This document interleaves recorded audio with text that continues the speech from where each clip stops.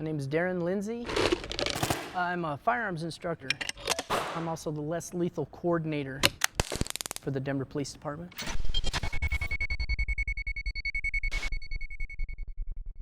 Less lethal, pretty much the name just explains, it's some other form of way to gain compliance from subjects where we don't have to go all the way to lethal force. It's just one more tool in their toolbox to keep the public safe, themselves safe, even the subject that they're dealing with safe. One of the items in our toolbox is a personal defense spray. We just refer to it as our pepper spray. The benefit to this is that everyone has it on their belt so they can get to it. It's convenient. We would use this when maybe you're met with someone who's aggressive, looking to assault you but does not have a weapon, and you're not justified in moving to a stronger use of force from your toolbox. It's something that they can be decontaminated from and go on about their lives, and it doesn't have a permanent effect. What I would do when I go to deploy this, I would hold it out as arm's length. We don't want to be any closer than 3 feet. You can permanently damage their eyes, and that's what we instruct, is to spray across their eyes from ear to ear, just in little 1-second bursts. So you want to be 3 feet or further away, but you don't want to be so far back that it's ineffective and you can't accurately get the target that you're shooting for. Then we've got the taser system, and that's an individual carry item as well. Each patrol officer in the city right now has one individually issued to them. An officer would deploy the taser when the subject rises to the level of active aggression. And active aggression is defined as the threat or perceived threat of an assault on the officer. The taser runs off of electricity. It can immobilize a person immediately, and it's really, really good for not giving long-lasting effects.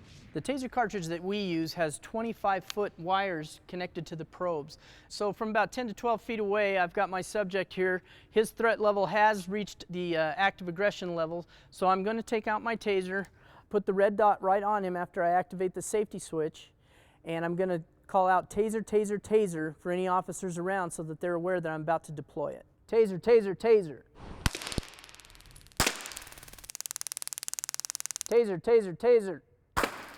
The way that we train is that you don't ever deploy less lethal unless you've got another officer there to cover you. When the taser was deployed and the person was incapacitated, they would come up and actually take that person into custody.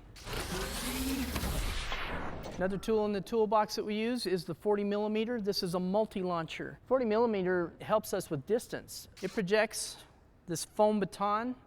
It's a little black rubber baton. It goes out about as fast as a professional baseball pitcher, about 90 to 100 miles an hour. It will leave bruising, possibly some welts.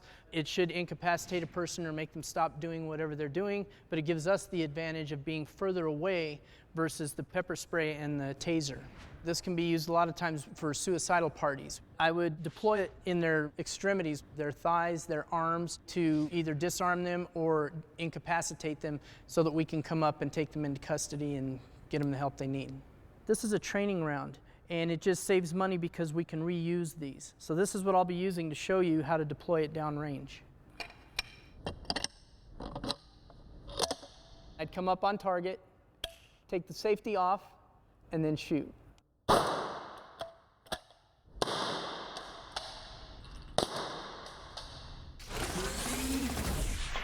We have a pepper ball system, and that also creates distance for us. It's much like a paintball. What it has is a powdered pava, which is similar to the pepper spray effect. This can be used better than the 40 millimeter if you're searching for someone, or if someone has secreted themselves in a position of advantage.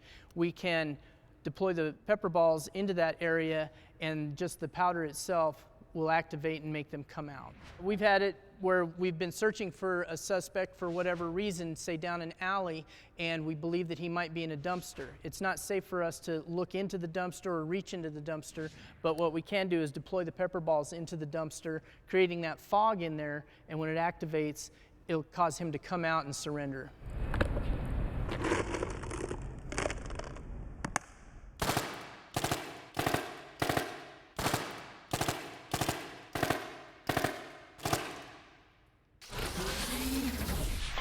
We are also trained in CIT, critical incident training. We are trained now better than ever to be able to identify schizophrenia, dementia, people who are bipolar, those types of things, and ask the appropriate questions. Are you on medication?